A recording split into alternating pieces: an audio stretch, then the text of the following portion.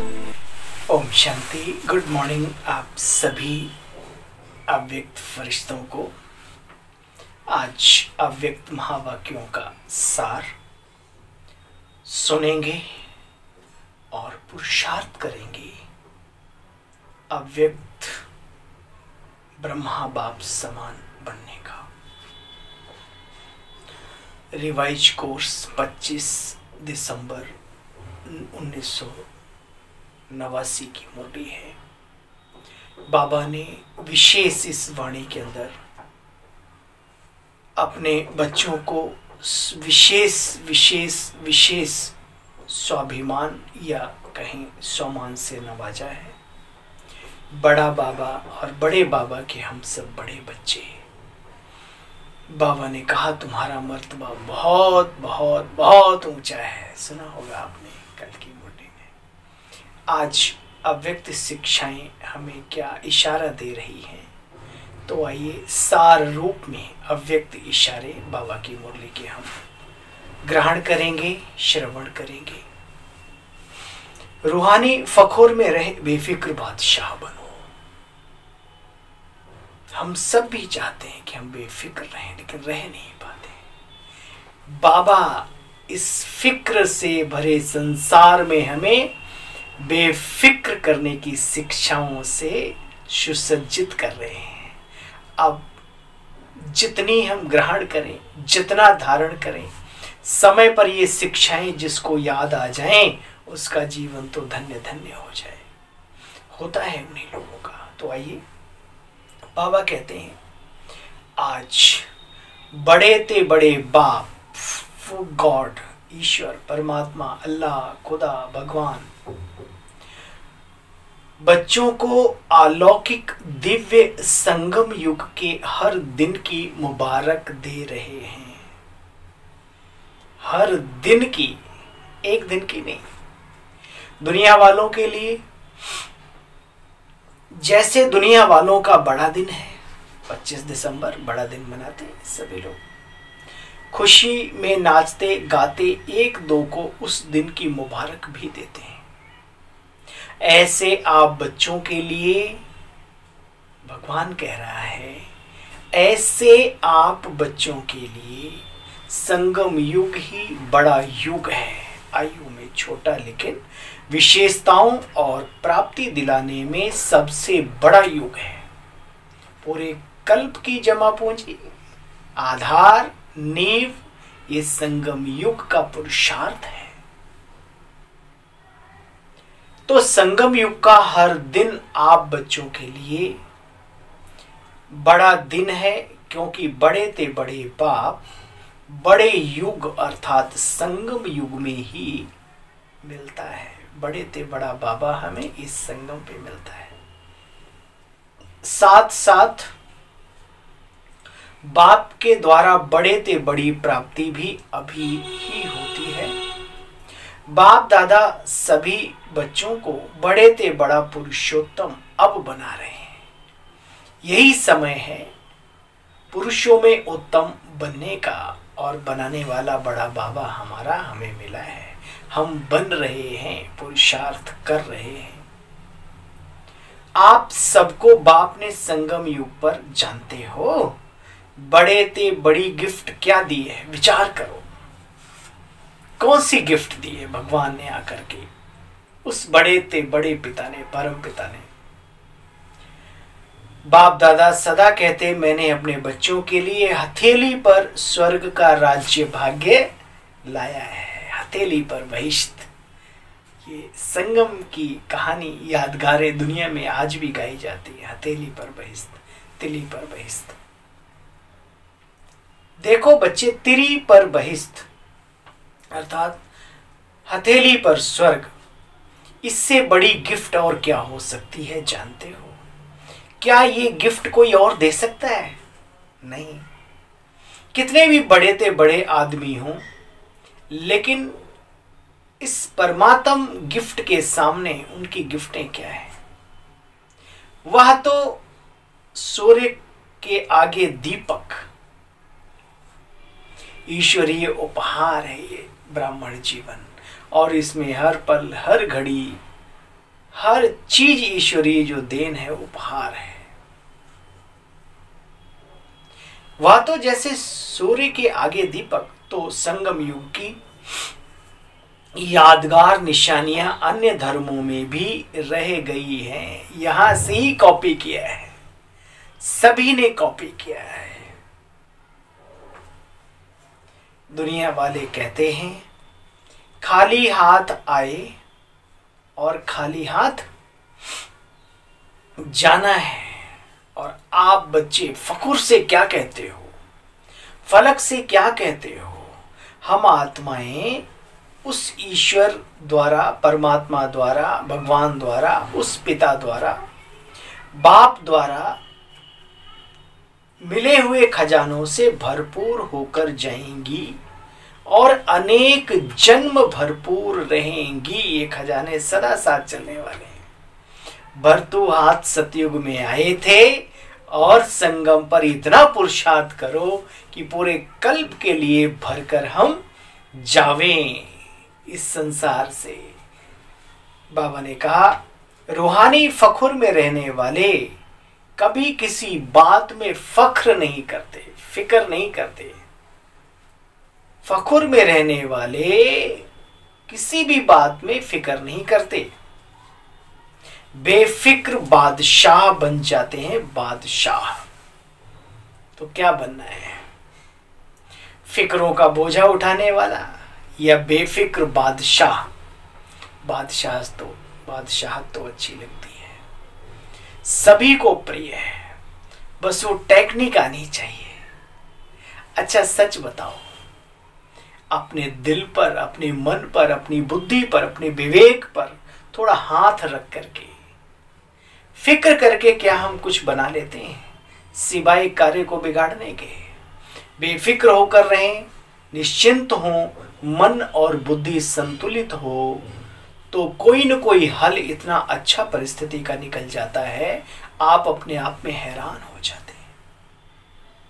तो क्यों ना हम उसी तरीके को हमेशा अपनाएं, फिक्र ना करके, जो कारण है उसका निवारण अवश्य ढूंढें, लेकिन फिक्र ना करें। ये तरीका जरूर अपनाएं। और कुछ चीजें हमारे तो छोड़ो, संसार में किसी के भी हाथ में नहीं होती। वो ड्रामा अनुसार, सांसारिक सिस्टम अनुसार एक गतिविधि, जो कुछ भी आप कहो, उस शब्दों का कोई मतलब नहीं है। मतलब है उस स्थिति का। दुनिया की कोई भी चीज उसको ठीक नहीं कर सकती। समय एक बहुत बड़ी औषधि है, लेकिन उस समय को भी समय चाहिए, एक श्रेष्ठ, उत्तम, उच्च कोटि का समय लाने के लिए। इसलिए धैर्यता पूर्वक जीवन को आगे बढ़ाएं और उसका आनंद लें। दुनिया में कहा जाता है मनुष्य जीवन बड़ा अनमोल है, लेकिन ये ब्राह्मण जीवन ईश्वरीय उपहार है। इसको बहुत संभाल के आगे बढ़ाओ।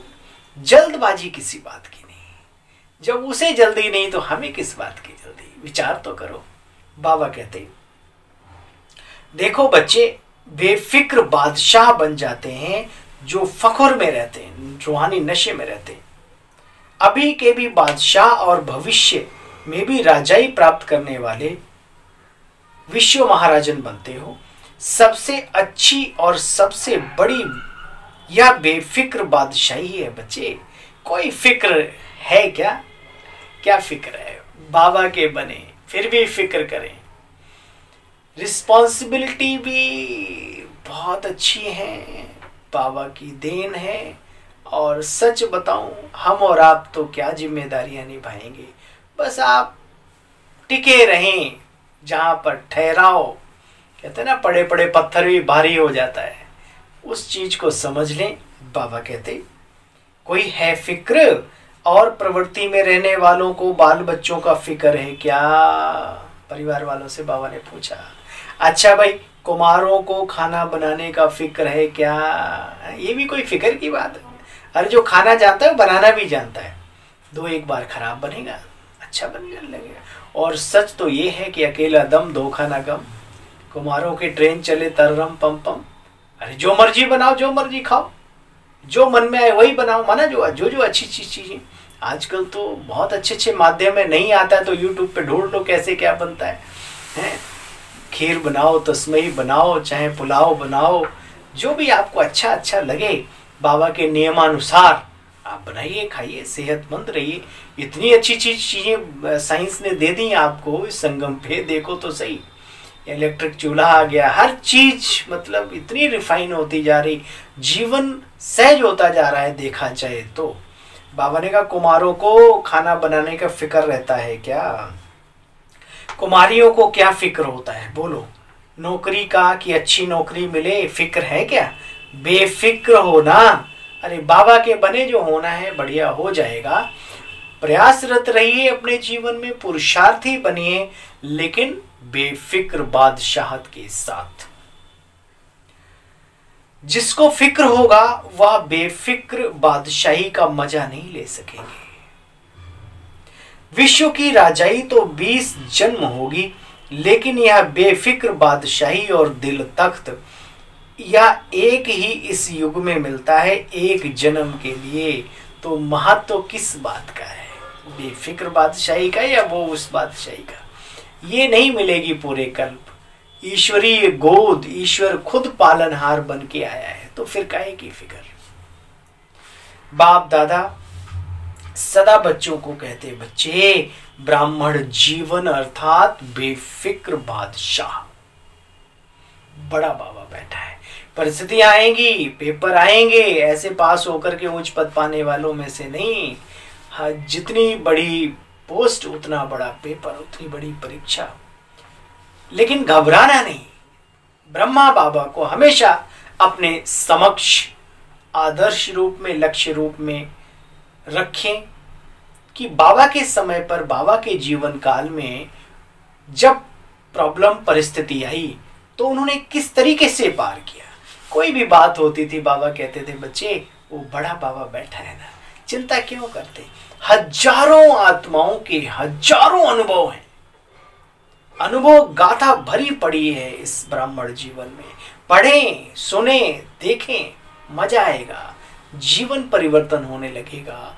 क्योंकि सुनते हैं, जो देखते हैं, आपका विचार वैसा ही उत्पन्न होने लगता है। बाबा ने कहा ब्राह्मण जीवन अर्थात पाना था सो पा लिया, और क्या काम बाकी रहा?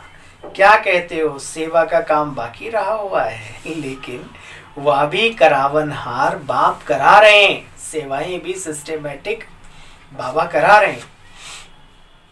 हमको करना है, इससे बोझ हो जाता है। बाप यानी परमात्मा हमारे द्वारा करा रहे हैं तो बेफिक्र हो जाएंगे। निश्चय है यह श्रेष्ठ कार्य होना ही है, वह हुआ ही पड़ा है। अरे भाई, दुनिया के कार्य नहीं रुकते, ये तो डायरेक्ट उस ईश्वर पिता का कार्य है। इसलिए निश्चय बुद्धि निश्चिंत बेफिक्र रहते हैं। या तो सिर्फ बच्चों को बिजी रहने के लिए सेवा का एक खेल करा रहे हैं, जिससे हम आत्माओं के पुण्य जमा हो जाएं, भविष्य उज्जवल के साथ साथ पुण्य का खाता भी जमा हो। इसलिए सेवाओं का सिस्टम। बाकी बाबा तो अपनी प्रत्यक्षता एक चुटकी में कर दे, कहाँ हो। निमित्त बनाए वर्तमान और भविष्य सेवा के फल का अधिकारी बना रहे हैं। काम बाप का है और नाम बच्चों का है। सेवा में सहज सफलता प्राप्त करने का यही साधन है। क्या? कराने वाला करा रहा है, करनहार हम करे जा रहे हैं। वाह, गीत रोंगटे खड़े कर देता है। कराने वाला करा रहा है, हम करते जाएं, बस उसके ने निमित्त बनाया है हमने, तो हम निमित्त बनकर रहें, बस ये जरूर करना है। बाबा कहते बच्चे आप जानते हो आप तना से निकले हुए हो, यह सब आप तना से निकले हुए, ये सब शाखाएं हैं। सभी धर्म आपकी शाखाएं हैं ना। कहीं न कहीं सभी हमारे हैं। बाबा कहते कल्प वृक्ष को याद करो, आप तना हो और तना से निकली हुई अन्य धर्म की सभी शाखाएं हैं। आप जड़ हैं, तना है, बीज है वो परमात्मा। कल्प वृक्ष की शाखाएं है ना, इसलिए वृक्ष की निशानी क्रिसमस ट्री दिखाते हैं। अब क्रिसमस ट्री का उधर कोई अर्थ नहीं निकलता, लेकिन फिर भी वो सजाते हैं और उसमें भी ये लाइट वगैरह बल्ब लगाते हैं और ये सारा कुछ करते हैं। बाबा कहते हैं ये पूरे कल्प वृक्ष के अंदर आप बच्चों की याद गा रहे हैं। उनके धर्म पिता भी पावरफुल स्टेज में आते हैं, उनकी भी याद गा रहे हैं, लेकिन वास्तव में इस पूरे कल्प वृक्ष में आपका जो रोल है वो और किसी का नहीं। बाकी इतना जरूर है क्योंकि आप पूर्वज हैं इस सृष्टि के, सभी आप में समाये हुए हैं और आप सब में समाये हुए हैं। ऐसा क्यों मन में संकल्प आया कि ये सभी हमारे ही हैं किसी न किसी रूप से। इसीलिए हमारे भारतीय संस्कृति में एक बहुत ही अच्छा शब्द कहा गया है, वसुधैव कुटुंबकम, और वो कूट कूट के हमारे अंदर भरा है। हम सबका सम्मान करने वाले हैं। कोई हमारा गला भी काटने आए तो भी हम उसे गले लगाते हैं, ये जानते हुए कि ये हमारा गला काटने आया है। और सच तो ये है कि ऐसे लोग भी उस अपनत्व की भावना में परिवर्तन भी होते पाए गए, नो डाउट। लेकिन ये हमारे खून में है कि सब हमारे अपने हैं, क्योंकि हम सभी के हैं, सभी हमारे अपने हैं। ये आध्यात्मिकता हमें सिखाती है। बाबा ने हमें क्लियर करके स्पष्ट कर दिया है कि आत्मा रूप में आप सबके और सब आपके। बाबा ने कहा देखो बच्चे, क्रिसमस ट्री बनाते हैं, दिखाते। क्रिसमस ट्री कभी सजी हुई देखी? क्या करते हैं यह भी जानते हो? विशेष चमकते हुए जगे हुए बल्ब दिखाते हैं, फिर छोटे छोटे दिखाते हैं। इनका अर्थ भी तुम बच्चे जानते ही हो। अच्छा, टीचर्स ने बड़ा दिन मनाया, रोज मनाती हो। बाप बड़ा है, बड़े आप भी हो, इसलिए जो दुनिया वालों के लिए बड़े दिन हैं उनको वो महत्व देते हैं। इसमें भी आप बड़े छोटे भाइयों को उत्साह दिलाते हो। सभी टीचर्स बेफिक्र बादशाह बनी हो? बाबा ने पूछा। बादशाह अर्थात सदा निश्चय और नशे में स्थित रहने वाले, क्योंकि निश्चय विजयी बनाता है और नशा खुशी में सदा ऊंचा उड़ाता है। तो बाबा ने कहा बेफिक्र बादशाही होंगे ना, कोई फिक्र है क्या? सेवा कैसे बढ़ेगी? अच्छे अच्छे जिज्ञासु पता नहीं बाबा कब आएंगे, कब तक सेवा करनी पड़ेगी, ऐसा तो नहीं सोचते हो? बाबा ने कहा ऐसा तो नहीं सोचते हो। असोच एक बहुत ही बड़ी चीज है, ये आप समझ लें तो धन्य है आपका ये जीवन। बाबा ने कहा भगवान वाच, असोच बनने से ही सेवा बढ़ेगी। दोबारा याद करो, असोच बनने से ही सेवा बढ़ेगी और असोच बनने से ही जीवन सरल बनेगा, शक्तिशाली बनेगा, कल्याणकारी बनेगा। असोच बनने से ही सेवा बढ़ेगी, सोचने से नहीं बढ़ेगी। भाई कहते हैं ना सोचना तो पड़ता है, अरे वो सोच, बाबा कहते तुम मेरी याद में रहो, तुम्हारे सोचने का भी काम मैं खुद करूंगा। और ऐसा अनुभवी आत्माओं का अनुभव कहता है कि जब उन्होंने सोचना बंद कर दिया वो कार्य हो गया अचानक। असोच बन बुद्धि को फ्री रखेंगे, तब बाप की शक्ति मदद के रूप में अनुभव करेंगे। सोचने में क्या होता है, बुद्धि बिजी रहती है, फिर बाप की टचिंग नहीं होती, शक्ति को ग्रहण नहीं कर पाते। बाबा और हम कंबाइंड हैं। अब सुना, असोच का अर्थ क्या होता है? बाबा और हम कंबाइंड हैं, बस। करावनहार और करने के निमित्त मैं आत्मा, इसको कहते हैं असोच, अर्थात एक की याद। बस शुभ चिंतन में रहने वाले को कभी चिंता नहीं होती बच्चे। बाबा ने कहा शुभ चिंतन में रहने वाले को कभी चिंता नहीं होती। तो क्या करना है? शुभ चिंतन में रहना है सदैव। तो बच्चे सदा स्मृति में रखो, शुभ चिंतन में रहे। हम दिल खुश मिठाई खाने वाले हैं और दूसरों को भी खिलाने वाले हैं, क्योंकि जितना खिलाएंगे उतना ये बढ़ती जाएगी। देखो खुशी का चेहरा सबका अच्छा लगता है ना, सबको अच्छा लगता है। दुख अशांति में घबराया हुआ चेहरा हो तो अच्छा नहीं लगेगा। किसी का मूड ऑफ हो तो आपको देख के उसका मूड ऑफ हो जाता है, आपका भी वाइब्रेशन काम करते हैं। तो बाबा कहते हैं जब दूसरों का चेहरा देखकर आपका चेहरा खराब हो जाता है या मन खराब हो जाता है, तो आपका मूड ऑफ देख करके दूसरों का भी तो हो जाएगा ना। देखो जब दूसरों का चेहरा घबराया हुआ अच्छा नहीं लगता तो अपना भी तो नहीं लगना चाहिए। तो सदैव खुशी से चेहरे से सेवा करते रहो। ये माताएं ऐसा करती हो, घर वाले भी आपको देखकर खुश हो जावे। चाहे कोई ज्ञान को बुरा भी समझते हो, फिर भी तुम्हारी खुशी से संपन्न जीवन देखकर मन से अनुभव जरूर करते हैं कि इनको कुछ मिला है। जो खुश रहते हैं, हाँ, ऐसे लोग बाहर से अभिमान के कारण ना भी बोले लेकिन अंदर में महसूस करते हैं। और बाप कहते बच्चे आखिर तो एक दिन झुकना ही है। आज जो गाली देते हैं कल तुम्हारे चरणों में झुकेंगे। कहाँ झुकेंगे? बाबा ने पूछा फिर कहाँ झुकेंगे? अहो प्रभु कह करके झुकना जरूर है। तो ऐसी स्थिति तब होगी, तब झुकेंगे। कोई किसी के आगे झुकता है तो उसमें कोई बड़ापन होता है, क्वालिटी होती है, विशेषता होती है, तभी दूसरों को झुकने का मन करता है। कोई विशेषता होती है, उस विशेषता पर झुकता है। ऐसे तो कोई नहीं झुकेगा ना। को दिखाई दे इनके जीवन में कोई की है ही नहीं, इन जैसी जीवन और कोई की है ही नहीं, ऐसा अनुभव करें। सदा खुश रहते हैं, रोने की परिस्थिति में खुश रहें। फिर बाबा ने उसको वेरीफाई, मतलब उसको करेक्ट किया, खुश रहने की स्थिति को। मन खुश रहे, ऐसा नहीं मुख से हंसते रहो।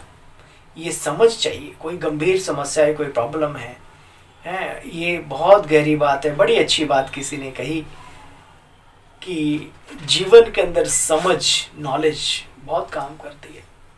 मिसाल के तौर पे राम नाम सत्य है। अब ये तो बात सच्ची है कि राम का नाम सत्य, लेकिन अगर किसी के घर में कोई बच्चा जन्मा हो और आप बगल से निकलो राम नाम सत्य है, तो सोचो तुम्हारा क्या हाल करेंगे वो लोग। अच्छा, मुबारक हो, ये भी अच्छी बात है, मुबारक देना है एक दूसरे को। लेकिन किसी के यहाँ किसी की डेथ हो गई हो और आप कहें भाई मुबारक हो, सोचो तुम्हारा क्या हाल करेंगे। तो ये बड़ा सोच समझ के कब हंसना है, कब मुस्कुराना है, कब शांत रहना है, कब बोलना है, ये बड़ा तरीका चाहिए हमें जीवन में, जो बाबा हमें सिखा रहे हैं इस समय पर। तो बाबा कहते बच्चे ऐसे नहीं कि हंसते रहो, ठाके मारो, आओ कोई गम का सीन है उसमें नहीं। बाबा कहते भीतर से, अंदर से दुख नहीं आना चाहिए। अंदर से मतलब मुस्कुराओ, मन से मुस्कुराओ, मन खुश रहे। ऐसे नहीं हंसते रहो लेकिन मन खुश हो। बच्चे खुश मिजाज रहने वाले अपने चेहरे से बहुत सेवा कर सकते हैं और करते हैं। मुख से बोलो या नहीं बोलो, लेकिन आपकी सूरत ज्ञान की सीरत को स्वतः ही प्रत्यक्ष करती है। अपने इस श्रेष्ठ जीवन को देख हर्षित होते हो या सोचते हो कहीं फंस गए हो? अरे भाई, फंसने वाला जीवन नहीं है ये, तो खुशनुमा, खुशमिजाज, आनंदमय जीवन है। लेकिन वो तरीका आना चाहिए, वो समझ होनी चाहिए जो बाबा हमें दे रहे हैं, क्योंकि यह जीवन हीरे तुल्य, हीरे का मूल्य होता है बच्चे। तो इस जीवन को इतना अमूल्य समझकर हर कर्म करो। ब्राह्मण जीवन अर्थात अलौकिक जीवन याद रहे। जैसी स्मृति होगी वैसी ही मन की स्थिति होगी। स्मृति में रहे एक बाप दूसरा ना कोई। तो बाप की स्मृति बच्चे सदा मन और बुद्धि को, जीवन को समर्थ बनाती है। अच्छा, चारों ओर के गॉडली गिफ्ट के अधिकारी, कौन सी गिफ्ट भगवान ने दी? हथेली पर बहिष्ठ। बड़े ते बड़े बाप के बड़े ते बड़े भाग्यवान बच्चों को अर्थात आत्माओं को, आदि पिता के सदा साथी आदि आत्माएं, सदा बड़े ते बड़े बाप के द्वारा मोहब्बत की मुबारक अविनाशी वरदान प्राप्त करने वाले सर्व साकारी रूपधारी और आकारी रूपधारी सभी बच्चों को दिल खुश मिठाई के साथ साथ याद, प्यार, गुड मॉर्निंग और नमस्ते। हम सब रूहानी बच्चों की रूहानी बाबा को नमस्ते। मीठे बाबा नमस्ते। आज का वरदान, ज्ञान के साथ साथ गुणों को इमर्ज कर नंबर 1 बनने वाले सर्वगुण संपन्न भव। वर्तमान समय आपस में विशेष कर्म द्वारा गुणदाता बनने की आवश्यकता है, इसलिए ज्ञान के साथ साथ गुणों को भी इमर्ज करो। यही संकल्प करो कि मुझे सदा गुण मूर्त बन सबको गुण मूर्त बनाने का विशेष कर्तव्य करना ही है।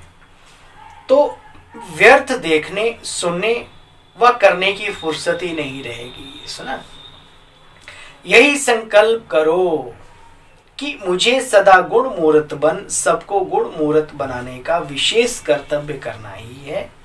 तो व्यर्थ देखने व व्यर्थ सुनने की फुर्सत ही नहीं रहेगी। दूसरों को देखने के बजाय ब्रह्मा बाप को फॉलो करते हुए हर सेकंड गुणों का दान करते हुए चलो तो सर्वगुण बनने और बनाने का एग्जाम्पल बन नंबर 1 हो जाएंगे। अच्छा, आज का स्लोगन है, साइलेंस की पावर द्वारा, ये बहुत बड़ी चीज है, साइलेंस की पावर द्वारा नेगेटिव को पॉजिटिव में परिवर्तन करना ही मनसा सेवा है। Silence power. अव्यक्त फरिश्तों को, हमारे मीठे मीठे बहनों और भाइयों को ओम शांति, ओम शांति, ओम शांति।